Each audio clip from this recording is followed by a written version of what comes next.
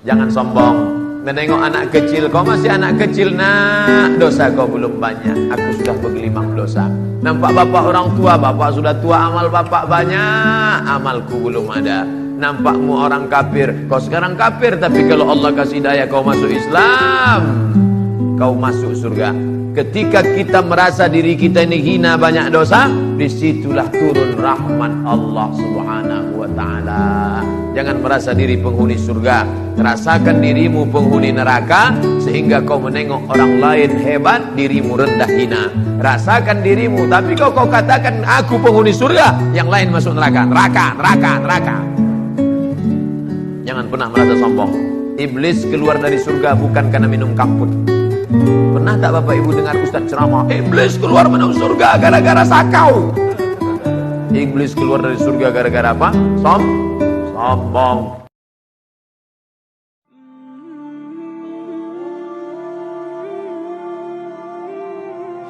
Ada sebagian orang amat sangat takut mati. Kalau sudah cerita mati, pucat wajahnya, ketakutan. Kata Syekh Muhammad Mutawalli Sya'rawi, laisal mautu a'zam masa'ib.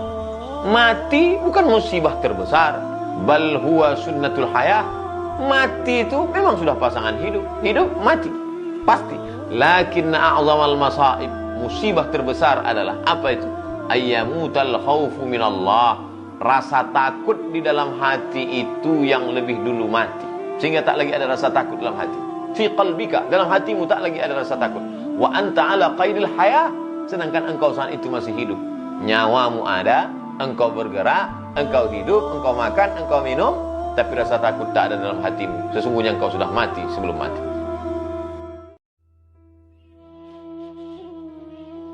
Tapi sebenarnya engkau akan kalah, karena kau dibangkitkan dalam keadaan buta, dalam kehidupan yang tak berakhir dengan kematian. Karena kau akan kekal selamanya. Saat itu kau akan berkata, lima asyartani a'ma, kenapa aku dibangkitkan dalam keadaan buta? Wa qad kuntu basira, padahal dulu aku bisa melihat.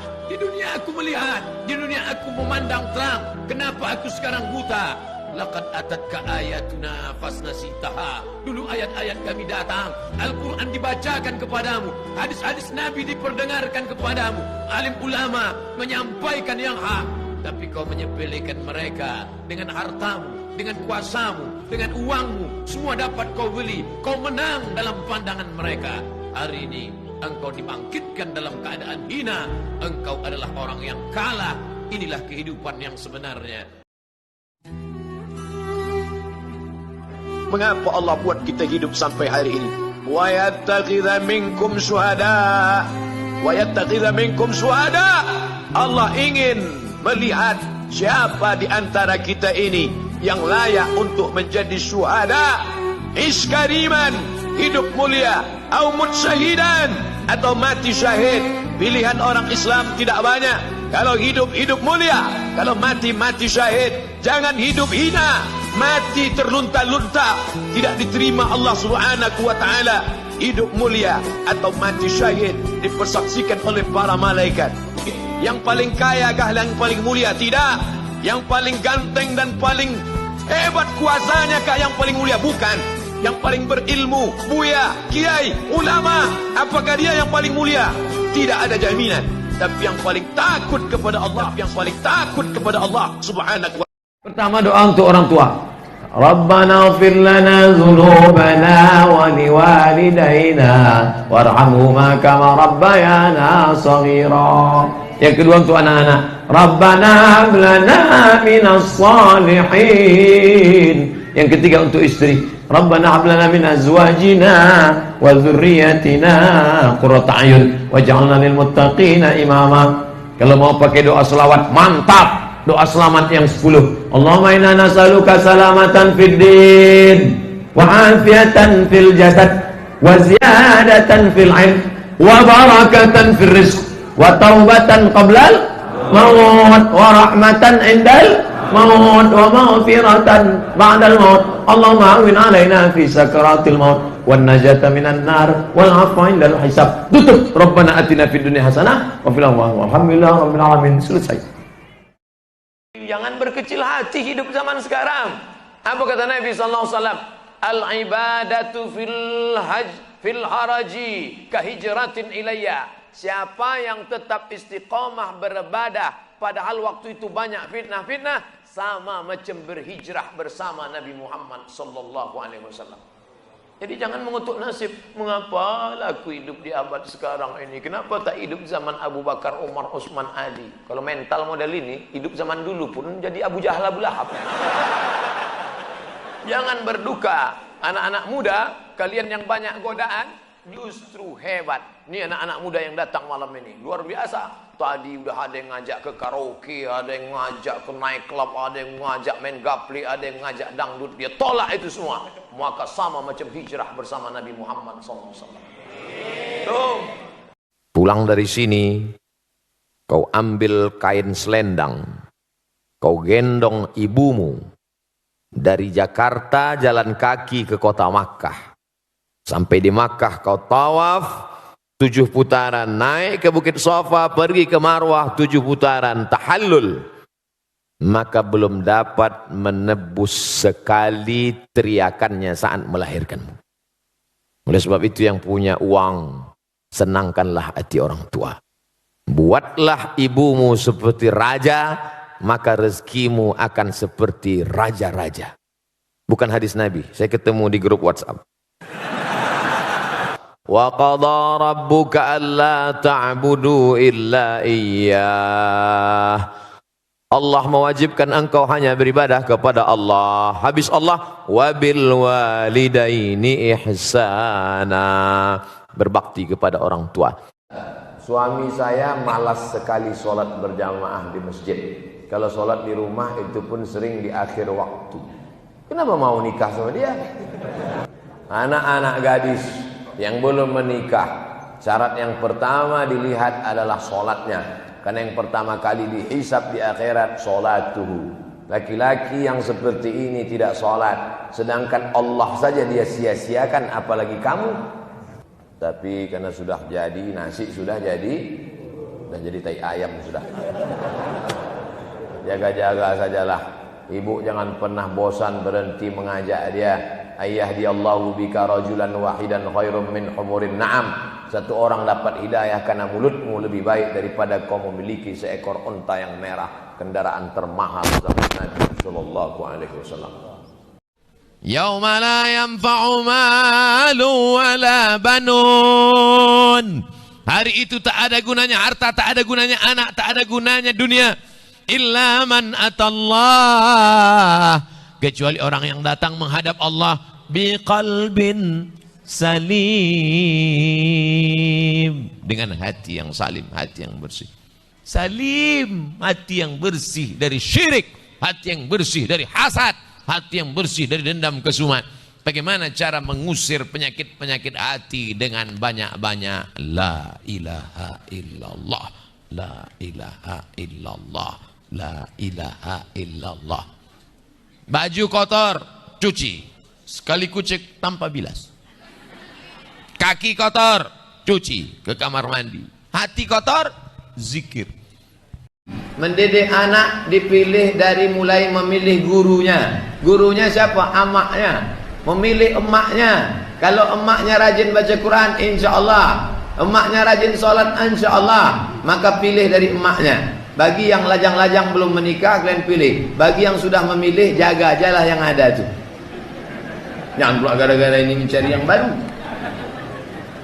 Setelah itu main suruh masukkan ke pendidikan agama, masukkan ke MAN 2 model, masukkan ke MTSN, masukkan ke SMA IT, SMA IT, SMP IT, boarding school, pesantren. Itu tembok terakhir lagi. Politik kacau, ekonomi kacau. Satu-satunya yang bisa memperbaiki pendidikan Islam. Kalau pendidikannya kacau, habislah, hancur kita.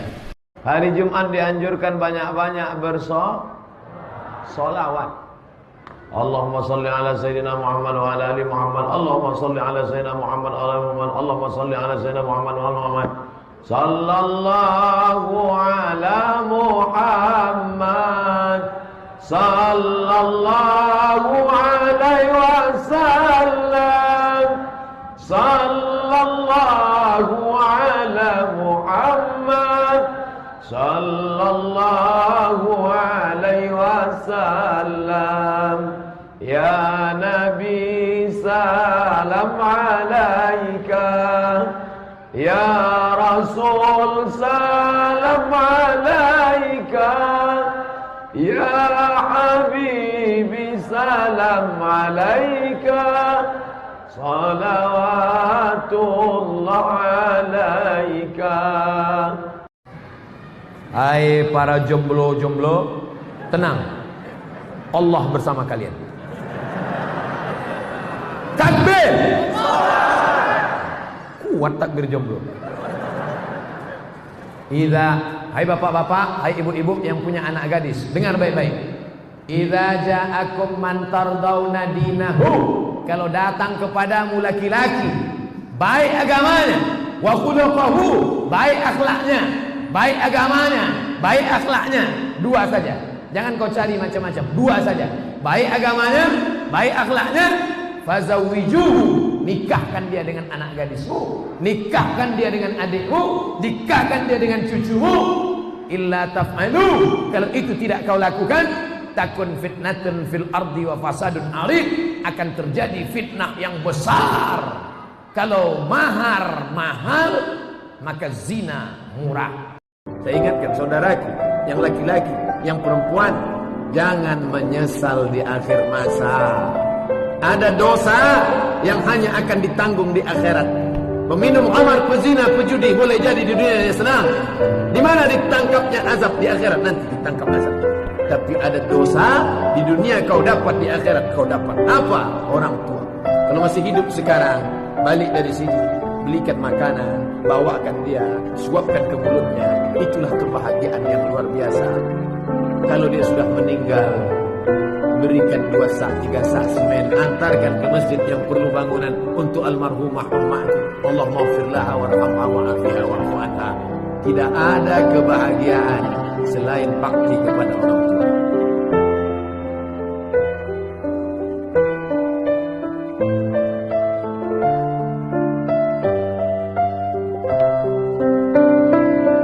Pertanyaan saya, kedua orang tua saya kirim salam sama Pak Ustadz. Jadi kalau ada orang kirim salam sama kita, Ustadz, ayah saya kirim salam sama Ustadz. Kan gitu caranya. Wa alaika wa alaihis salam. Engkau dan dia juga semoga diberi Allah keselamatan. Udah betul aja, tak ada tanyaan. Ayah dia sudah mendoakan 3 untuk saya. Jangan kalian sepelekan. 3 doa dia untuk saya. Assalamualaikum, hai Ustadz Somad, selamat badanmu, selamat ilmumu, selamat hartamu, selamat keluargamu, selamat duniamu, selamat akhiratmu. Warahmatullah, semoga Allah senantiasa mencurahkan rahmatnya untukmu.